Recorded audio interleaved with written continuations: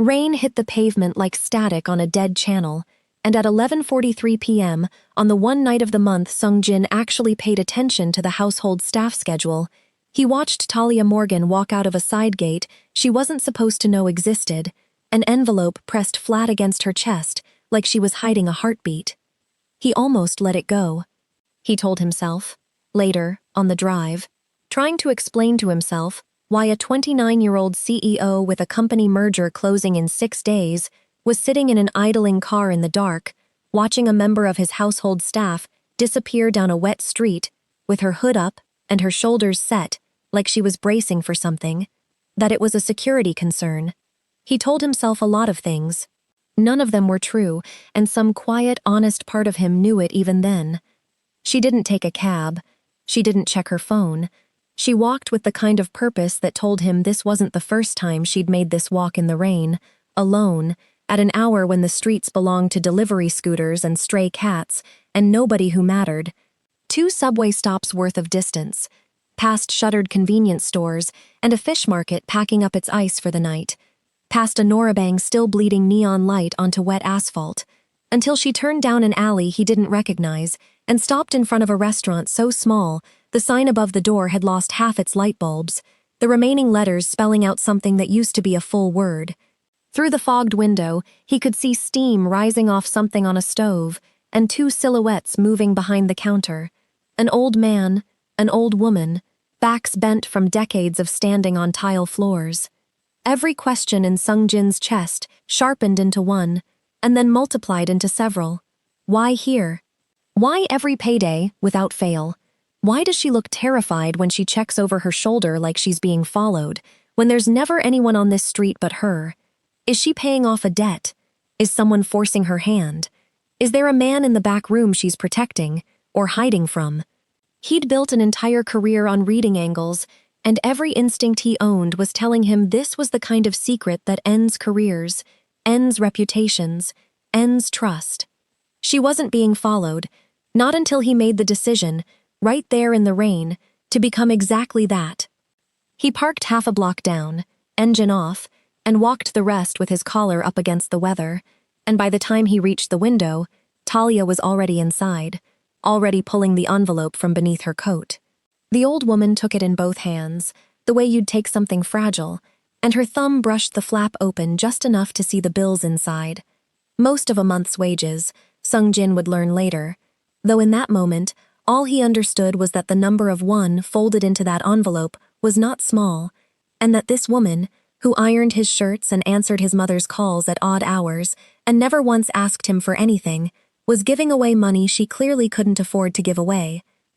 "You didn't have to come again this month," the old woman said, her voice carrying faintly through the glass, worn soft with gratitude, the kind of gratitude that only exists between people who've needed each other before. Talia shook her head, and there was something almost stubborn in it. "You know I'm going to keep coming." And that should have been the whole scene. A kind woman, quietly generous, giving away money she'd clearly worked hard for. Sung-jin had built an entire career reading people's angles, and even soaked to the collarbone in October rain. Some old, cynical part of him was already constructing the explanation. A debt, a scam, a boyfriend hiding in the back room, an elaborate scheme aimed at his family's sympathy. He expected shame. He expected to catch her in something. He was already rehearsing, in his head, the conversation where he'd have to let her go quietly, the severance, the non-disclosure clause, the practice disappointment.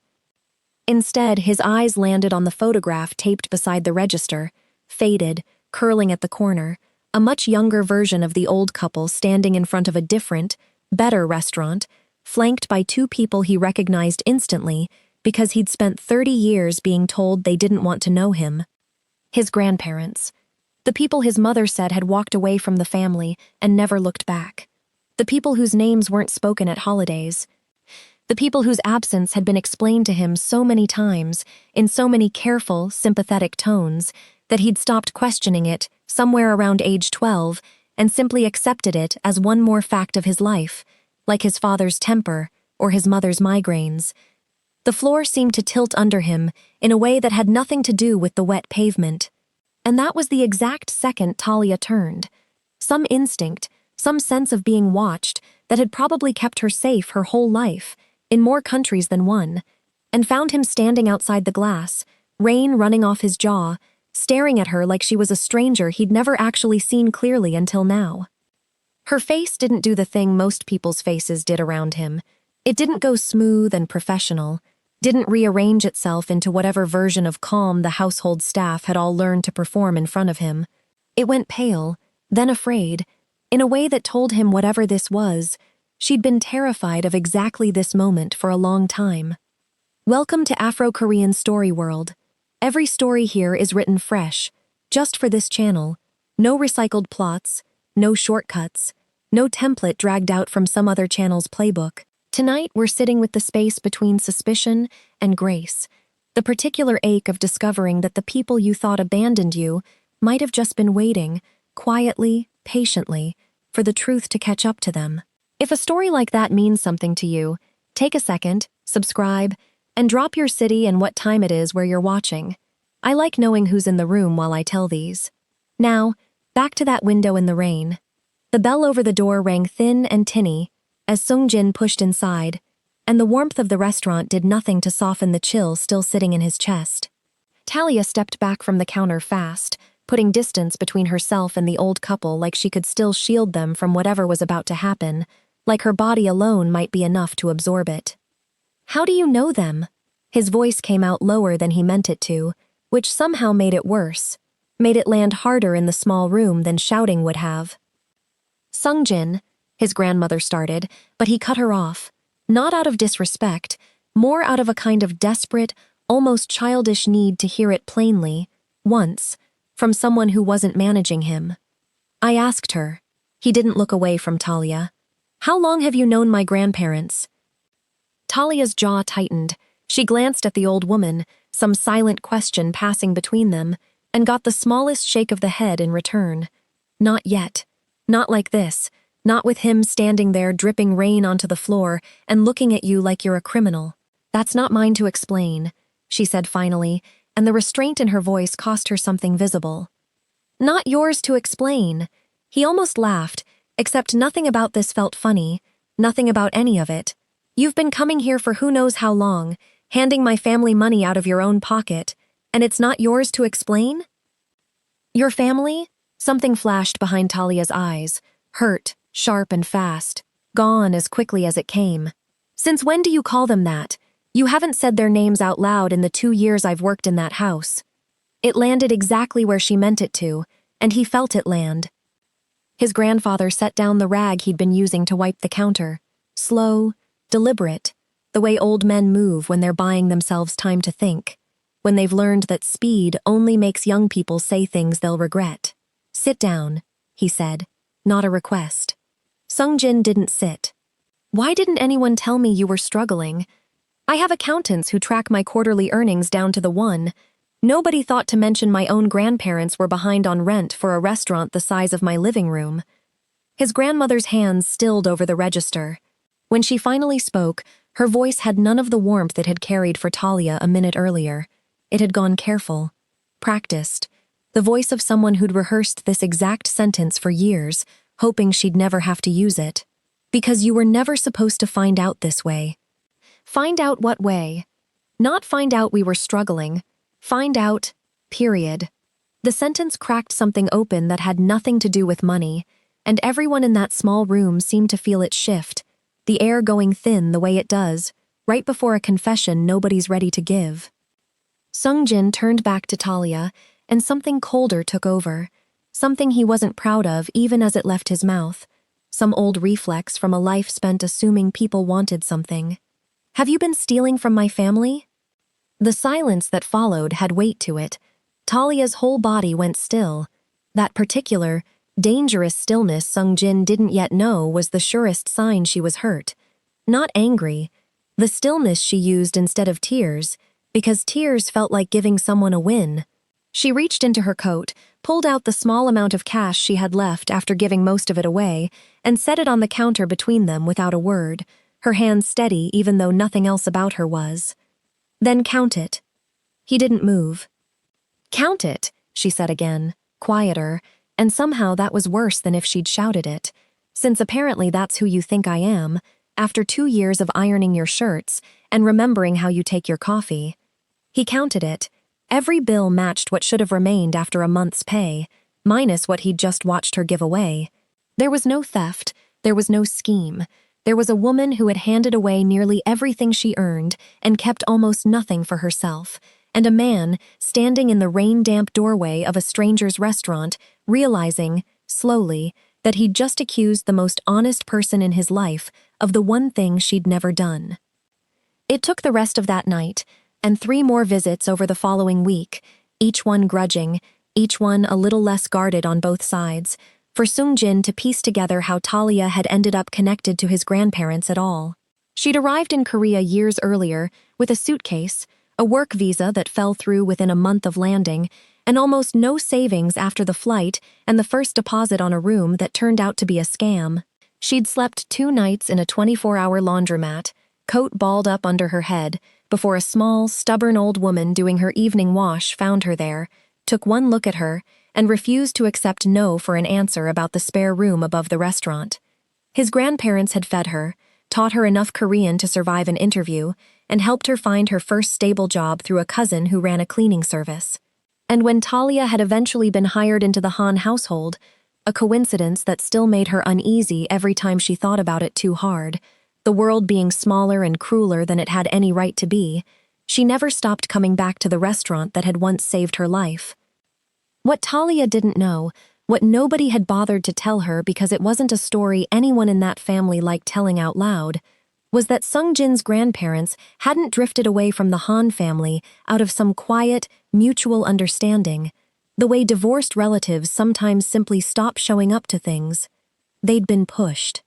Deliberately, carefully, and a long time ago, by people who'd had every reason to make sure the pushing looked like walking away. Sung-jin confronted his mother 2 days later, in the cold marble quiet of her study, the kind of room built to make people feel small before they'd said a word, all glass and hard edges, and a single orchid that never seemed to die or bloom. He told her what he'd seen. He watched her face for the flicker he'd learned to read in every boardroom he'd ever sat in, the half-second tell that meant someone was choosing their next words instead of simply having them, and there it was. They chose to leave, Sung-jin. You know this. We've discussed this 100 times since you were a boy. Then why does the property transfer date on file say 2 years earlier than the story I grew up with? Why does the signature on that transfer not match grandfather's signature on anything else from that decade? His mother's expression didn't change, but her hand, resting flat on the desk, curled slightly, knuckles going pale. You've been going through old documents. I've been going through the truth, which apparently isn't something this family keeps on file. She didn't answer that. She looked, for one unguarded moment, less like the composed woman who ran that household like a small country, and more like someone watching a wall she'd spent decades building start to show its first hairline crack. And for the first time in his life, Sung-jin looked at his mother, a woman he had never once doubted, not really, not down to the bone, and felt something as simple and destabilizing as what else did you tell me that wasn't true? How much of my childhood was a story someone edited for my own good? Meanwhile, 3 streets away, Talia was folding her clothes into a duffel bag, convinced that whatever fragile trust she'd built in that house was finished, that she'd humiliated a family who'd taken her in when she needed work, that the safest thing now was to disappear before she was asked to. She'd already drafted the resignation letter in her notebook, crossed it out twice, tried a 3rd version that didn't sound so much like an apology for existing. Staying felt like a slow, humiliating wait to be dismissed properly, and she'd rather leave on her own terms than be walked to the gate by security. She was halfway to the front door when Sung-jin's voice stopped her. Don't leave. 2 words, but something in the way he said them had shed every trace of employer. She turned, duffel bag still on her shoulder, rain-damp hair coming loose from its bun, and for the first time since she'd met him, he wasn't looking at her like a problem to be solved. He was looking at her like a person he was afraid of losing before he'd even worked out what she was to him. In the weeks that followed, the household noticed the change before Talia let herself acknowledge it. Sungjin stopped issuing unnecessary instructions. No more notes left on her cart correcting how she'd folded the towels. No more pointed comments about efficiency. He started asking questions that had nothing to do with the house at all. What she listened to when she couldn't sleep. Why she kept a small, dog-eared notebook of names and dates tucked in her apron pocket. Who she called on Sunday afternoons, in a voice that went soft and slow, with a southern cadence none of the staff had heard from her before. Warm the way a voice only gets when it's talking to someone who loved you before you were anyone. He learned she loved old soul records her grandmother used to play on a turntable that skipped on the third track of every album. He learned she wrote things down so she'd remember them properly. Birthdays, small kindnesses, debts of gratitude she fully intended to repay one way or another, even the ones nobody was keeping score of but her. He learned that when she was nervous, she tucked her hair behind her ear, and when she was genuinely angry, she went eerily, dangerously polite, and that both of those things were more useful to know about a person than almost anything else. One evening, curiosity got the better of him, and he wandered into the kitchen well past midnight to find her still awake, reheating leftovers at the counter in sweatpants and an old university hoodie that had nothing to do with any university she'd attended. "Why are you here?" he asked, more startled than accusatory. She looked up, unbothered.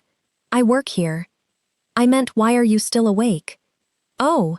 She glanced at the clock above the stove, one eyebrow lifting. "Apparently, I'm not the only one." He paused, caught, and had no immediate answer for that. She smiled, the kind of smile that had absolutely nothing nervous in it. "Good night, Mr. CEO." She walked away with her plate, and he stood there a full 10 seconds longer than the moment required, slightly annoyed, and, though he wouldn't have admitted it to a single person alive, secretly, thoroughly amused. His grandmother noticed it too, faster than either of them expected.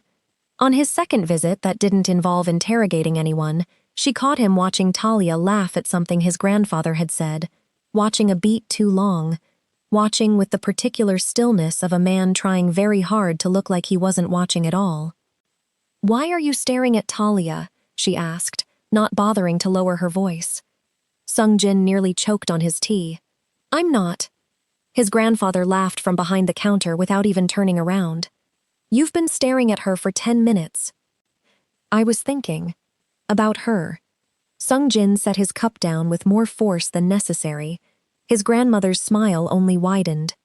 "Good," she said, satisfied, and went back to chopping scallions like she hadn't just rearranged the entire evening. The second time Sungjin visited the restaurant with anything other than interrogation on his mind, his grandmother decided to test the woman her grandson clearly couldn't stop looking at. She served Talia a small dish of banchan, without warning, the spiciest one in the kitchen, the one reserved for regulars who'd earned the right to suffer through it, and watched with sharp, delighted eyes as Talia's eyes watered, as she reached immediately for water, as she laughed through the burn instead of complaining about it. "You did that on purpose," Talia managed, fanning her mouth. "Of course I did," his grandmother said, entirely unrepentant. "I needed to see who you really are when something's too hot to handle gracefully. And? You didn't spit it out. You didn't make a scene. You just breathed through it." The old woman nodded once, like a verdict had been reached. "That tells me enough." A week later, it was Talia's turn to give something back. She noticed his grandfather squinting at a small card reader machine a supplier had left behind, muttering that half his regulars didn't carry cash anymore, and he had no idea how the thing worked, that he'd rather lose the sale than fumble with a machine that beeped at him.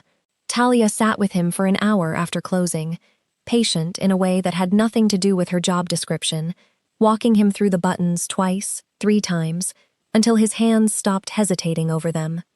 "You didn't have to do this," he told her, embarrassed in the particular way proud old men get embarrassed by kindness. "I know," she said simply, and kept going anyway. He started falling before he'd admit it to himself, which was very much in character for a man who mistook control for safety and had never once in his adult life allowed himself to want something he couldn't also manage. Talia felt the same current pulling at her and fought it harder, because she understood the math better than he did. A maid and an heir, a paycheck and an empire, and how easily a story like theirs could be twisted into something ugly by anyone looking for a reason, and there were always people looking for a reason. One rainy evening he found her at a bus stop, soaked through, waiting for a bus that was running late, and he pulled the car over without letting himself think too hard about why. "Get in." "I'm fine. You're drenched." "I'm aware. Thank you." She got in anyway, muttering something about stubborn men and their stubborn cars. They drove without any real destination, and somewhere between her complaining, with real conviction, about his terrible taste in radio stations, and him admitting, reluctantly, like it cost him something, that he actually preferred convenience store triangle kimbap over the 5-star meals his position required him to be photographed eating, something in the car went easy, warm. He forgot, for the length of that drive, that he had a merger closing, a mother watching his every move, a company that expected him to be someone controlled and untouchable at all times, someone who didn't laugh at bad radio jokes with a woman who technically worked for him. Somewhere around the second red light, he reached over without a word and turned the heater vent toward her seat. She noticed immediately. "You know you could just ask if I'm cold." "I know." "Then why didn't you—" "You would have said no." She smiled, slow, caught. "You've been paying attention. I pay attention to everything. That's a dangerous habit. Only when you're involved." She laughed, and this time she didn't try to hide how much she liked it. When he pulled up outside the mansion, neither of them reached for the door handle right away. He leaned in, slow enough that she could have stopped it at any point. She didn't. Not until the last second, when her palm came up gently against his chest. "You're my employer. Then I need to change that." She laughed, not because it was funny, but because the honesty of it undid her a little, more than she wanted him to see. She went inside before either of them could say anything else, and he sat in the driveway a long moment after the door shut behind her, engine still running, feeling more unsettled by a woman refusing him than he'd ever felt by anyone accepting him. It didn't take long for something sharper to surface. A delivery driver Talia had known for months, a friendly kid named Min-ho, who always saved her the last of the good pastries from the bakery run, stopped by the mansion gate one afternoon, and Sung-jin watched from an upstairs window as Talia laughed at something the boy said, easy and unguarded, her whole face open, in a way Sung-jin realized. With some discomfort, he wanted aimed at him. Later that evening, deliberately casual, he asked, "Who was he?" "The delivery driver. You seemed familiar with him." "I've known him for months. He brings the bread order twice a week." Sung-jin nodded, jaw tight. "Right." Talia studied his face for a beat too long, and something in her expression shifted from amused to knowing. "Are you jealous?" "No. Your face says otherwise." "My face doesn't say anything." She laughed outright at that, delighted. That's exactly what a jealous man would say. He walked away without responding, mostly because he didn't trust what he'd say if he stayed. She smiled after him and didn't bother hiding it. Now they both knew. He was falling, and pretending otherwise wasn't fooling anyone in that house, least of all his own grandmother, who heard about the exchange within the hour and laughed so hard she had to sit down. Talia's own jealousy came quieter, weeks later, and she hated herself a little for feeling it at all. She saw Sung-jin deep in conversation with his mother's assistant, a polished, effortless woman who touched his arm when she laughed, and Talia went still in the doorway, then turned and left without a word. He noticed the distance before he understood it. "Did I do something?" "No. You've been quiet. I'm always quiet. Not with me." That made her pause, caught in her own contradiction. Eventually, reluctantly, she admitted it. "I saw you with her." "With who?" "Your mother's assistant." Sung-jin's expression shifted as understanding landed. "You thought." "I didn't think anything." "You absolutely thought something." Talia looked away, cheeks warm. "Maybe." It was a small moment, almost nothing, but it told him everything he needed to know, that whatever this was between them, it went both directions now, and neither of them could pretend it was only him falling anymore. It was around then that Sung-jin discovered what Talia was actually working toward. beyond survival, beyond a paycheck folded into an envelope every month. She had been quietly saving for years to open a small senior care community center, a place modeled almost exactly on what his grandparents' restaurant had become for its regulars, without anyone planning it that way. A place built out of instinct rather than business strategy. A place where old people weren't background noise in someone else's life, but the center of the room, where somebody remembered their name and asked about their knee and refilled their tea without being asked twice. He found the idea in the margins of her notebook, sketches of a floor plan, a list of names of elderly neighbors she checked on, a column of numbers she'd been adding to for years, slow and patient, the way you save when nobody's helping you, and every one matters. He didn't tell her he'd started looking into available properties near the restaurant. He didn't want her to think this was him trying to buy his way into her affection, or worse, rescue her from a struggle she'd never asked to be rescued from. He wanted, for the first time in longer than he could remember, to want something for someone else's sake, and not his own. Quietly, without credit, the exact way she'd been giving to his grandparents for years before he ever found out. The next tension spike came from the last place Sung-jin expected, a locked drawer in his late father's old office, dust thick on the handle, a key he'd found taped underneath a desk during a renovation nobody had asked him to oversee. Inside, records that didn't match anything his mother had ever told him. His grandfather, it turned out, had discovered years earlier that Sung-jin's father was making reckless, high-risk financial decisions that put the company, and everyone depending on it, hundreds of employees, decades of reputation, at serious risk. His grandparents had tried to intervene, quietly at first, then less quietly when quiet didn't work. His mother, blindsided and frightened by what looked to her like an attempted takeover of everything her husband had built, had read that intervention as betrayal, and the resulting confrontation had fractured everything down to the studs. But something didn't add up.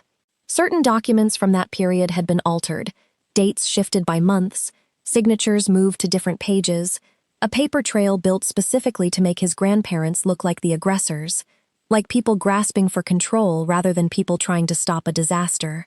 Someone had engineered that fracture on purpose, methodically, with the kind of patience only a person with everything to gain would bother investing. Digging further, working late into nights he should have spent sleeping, cross-referencing old board minutes against financial filings nobody had looked at in a decade, Sung-jin found the name attached to nearly every altered file.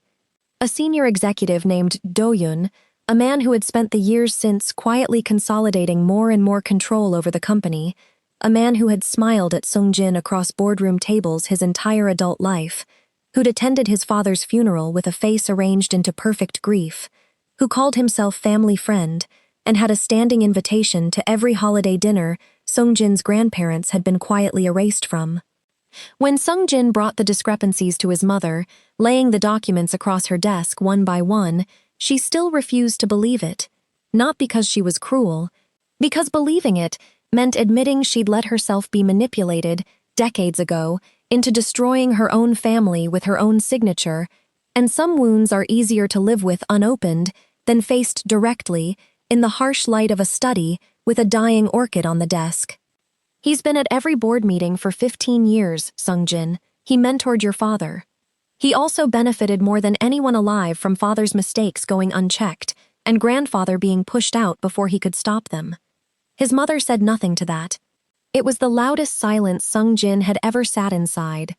Word of Sung-jin's growing closeness with Talia reached his mother the way these things always do, in a house full of staff with eyes and ears everywhere, carried on whispers between the kitchen and the laundry room until it landed, inevitably, at her door. She summoned Talia to the study, the same cold marble room, and offered her an amount of money that would have solved every practical problem in Talia's life twice over, a number written on a check, and slid across the desk with the calm certainty of a woman who'd never had an offer like that refused. Talia looked at the check for exactly as long as politeness required, then slid it back across the desk, untouched. "I don't need your son's money." Her voice didn't shake, though something in her chest did. "I need him to decide for himself whether he wants me, not a number you think buys me out of his life." Sung-jin, who had come looking for his mother and stopped outside the half-open door at the worst, or best, possible moment, heard every word of it. He stepped inside before either woman noticed him standing there. "I don't need you to choose who I love," he told his mother, and the room went silent in a way that told everyone present exactly how far past the point of no return that sentence had carried him. His mother's face didn't crumble, not visibly, but something behind her eyes did, some last hope that this could still be managed the way she'd managed everything else in that house for 30 years. "If you're still with me, good, because this is where it gets complicated, in the way real love always does." This story was never going to just be a rich man falling for the woman who worked in his house. It's about what happens when the truth you've built a family on for 30 years turns out to be a story someone else wrote for you, and whether love can survive finding that out in the open. Let's keep going. It was Talia, eventually, who admitted the secret she'd been carrying just as carefully as Sungjin's family had carried theirs. She had been accepted into a senior care training program back in the States, one that would let her finally build the community center she'd been dreaming of for years, funded by every dollar in that worn notebook. She'd been saving toward this exact plan long before she'd ever met Sungjin, and she hadn't told him, had let him fall for her without ever mentioning the exit she'd already planned. He felt the sting of that immediately, sharper than he expected, sharper than he wanted to admit in front of her. "You were going to just leave, without saying anything, after everything. I knew if I told you, you'd try to solve it with money." She said it plainly, not cruelly, and it landed, because it was true and they both knew it. "You'd buy me a building here and call it done, and I'd never know if I built this myself, or if I just let you build it for me because it was easier to let you." He didn't argue. He recognized himself too clearly in what she'd described, recognized the exact shape of the man he'd have been 6 months earlier, the one who solved problems instead of asking what people actually wanted. Their first kiss happened without either of them planning it, on a night neither of them would later be able to explain in order, only that he told her he didn't want to solve her problems anymore, he wanted to stand beside her while she solved them herself, and that whatever came next, she didn't have to stay in Korea because he loved her, but she shouldn't leave because she thought loving him back would cost her something she couldn't afford to lose. She kissed him first. It wasn't rushed, wasn't the kind of kiss that happens in movies with music swelling underneath it. It felt, both of them would later agree, like something that had been waiting a long time, patiently, to finally happen.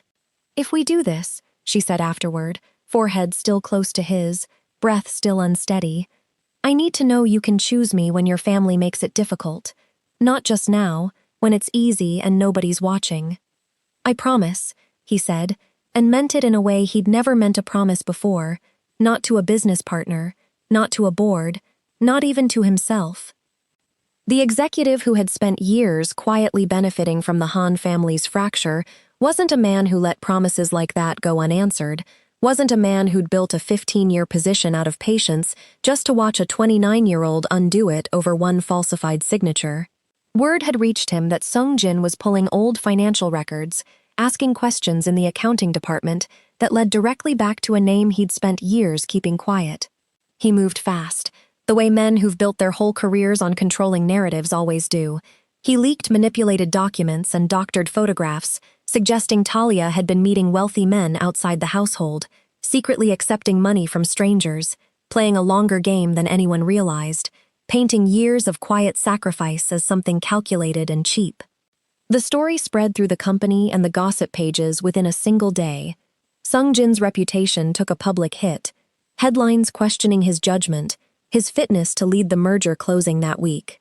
Talia's took worse. The internet is rarely kind to a Black American woman accused of chasing a rich man's money, and the comments underneath the leaked photos were exactly as ugly as she'd always feared they'd be if this ever came out.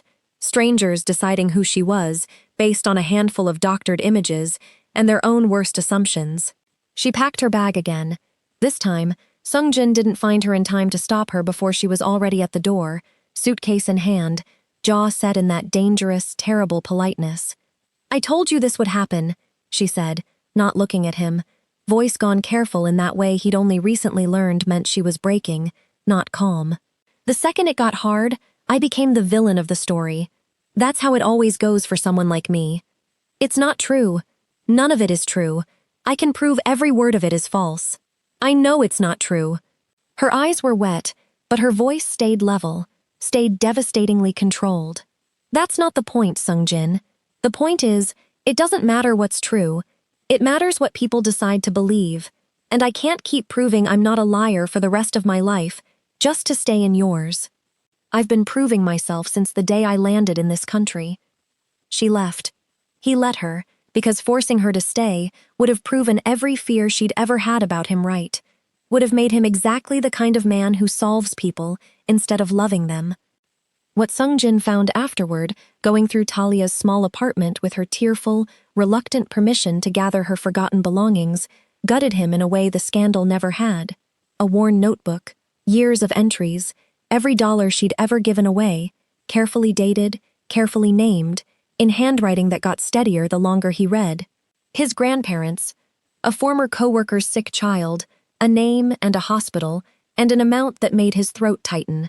An elderly neighbor she'd barely known, who needed rent money one particularly hard winter, paid back in full a year later, an entry she'd underlined twice for reasons he could only guess at. Page after page of quiet, unglamorous generosity nobody had ever asked her to advertise, nobody had ever thanked her for beyond a few soft words in a small restaurant kitchen. There was no evidence of manipulation anywhere in that notebook. There was only evidence of a woman who had spent years giving away nearly everything she had to people who needed it more than she did, and asking for nothing back. Not even acknowledgement, not even a place in the story she'd quietly funded. The scandal, Sungjin understood now with total, sickening clarity, hadn't been designed to expose Talia. It had been designed to make him doubt the one person in his entire life who had never once asked him for anything at all. His grandmother was the one who finally handed him the letter, his grandfather's handwriting, sealed for years, kept in a drawer beneath folded tablecloths that smelled faintly of soy and years of use. It told the whole story plainly, without bitterness, though bitterness would have been earned 100 times over. His grandparents hadn't abandoned the family. They had been preparing to expose the people manipulating it, the falsified records, the executives' growing control, the whole quiet architecture of the betrayal, when Sungjin's father died suddenly, and everything fell apart before they could finish what they'd started. In the chaos and grief that followed, his mother, terrified of what the full truth might do to a young son already reeling from losing his father, chose silence instead of a fight she no longer had the strength for. Not out of malice, out of a fear that the truth would break him faster than the lie ever could, a fear that turned out, decades later, to be exactly backwards. The lie hadn't been born from cruelty. It had been born from love that didn't know how to be honest, love that mistook protection for silence, the same way Sungjin himself had spent years mistaking control for care. Armed with the letter, the altered documents, and Talia's own untouched records as proof, Sungjin brought everything to the board in a meeting he'd requested with deliberately vague language, watching the executive's face for the first crack the moment the documents hit the table. The man's carefully built house of manipulated files collapsed within a single meeting. Dates that didn't match, signatures verified by an outside forensic accountant as forged. A decade of quiet self-enrichment finally laid bare in front of the people he'd spent years deceiving, his composure slipping in real time as board members who'd trusted him for 15 years began reading the paper trail for themselves. His mother sat through the entire meeting in silence, hands folded so tightly in her lap, her knuckles had gone white. Afterward, she didn't go home. She went to Talia, not as Sungjin's mother, not as the woman who ran that mansion like a fortress, with a smile stitched on for guests. She stood in Talia's doorway, like any woman standing in front of another woman she'd wronged, stripped of the title that usually did her talking for her, and said the words plainly, without excuses dressed up as explanations. I was wrong about you. I let my fear write a story that hurt people who never deserved it. My husband's parents, my son, and you. I offered you money to leave because it was easier than admitting I didn't know how to protect my son from the truth any other way. Talia accepted the apology. She didn't pretend it erased anything, didn't rush to make the older woman feel better the way she'd spent her whole life making other people feel better. "I understand why you did it," she said carefully. "That doesn't mean it didn't cost me something real. It doesn't mean I'm ready to forget the comments, or the headlines, or the check you slid across that desk like I was a problem you could pay to disappear. It was honest. It was enough to start with. It wasn't everything yet, and neither woman pretended otherwise, and that honesty was its own kind of beginning. Even with the truth exposed, the executive gone, and his mother finally facing what her silence had cost everyone, Talia still chose to leave for America. She needed the distance, the space to rebuild something that had been publicly torn apart in front of strangers on the internet, and Sung Jin, in the clearest sign yet of everything he'd learned about love not being ownership, didn't try to stop her this time. Before she left, he gave her something that surprised her more than any grand gesture could have. Not a check, not a rescue dressed up as generosity. The deed to a small building near his grandparents' restaurant, structured as a business partnership with Talia holding the majority stake, her name first on every document. "This isn't me rescuing you," he told her, steady, watching her face for the moment she'd understand the difference. "This is me investing in the woman I already believe in. You can walk away from it tomorrow, and it's still yours. That's the whole point." She held the deed like she'd once held that paycheck envelope, carefully, like something that mattered more than its weight suggested, like something she intended to earn every day for the rest of her life. Months passed. When Talia came back to Korea, the small building had become exactly what she'd spent years dreaming about. A senior care community restaurant where his grandparents ran the kitchen with the same stubborn pride they'd carried their whole lives, where Talia managed the floor and the people in it, remembering every name, every birthday, every quiet ache an old body carries that nobody thinks to ask about, and where Sung Jin, no longer hiding behind a title, handled the business side without ever making it feel like charity or ownership.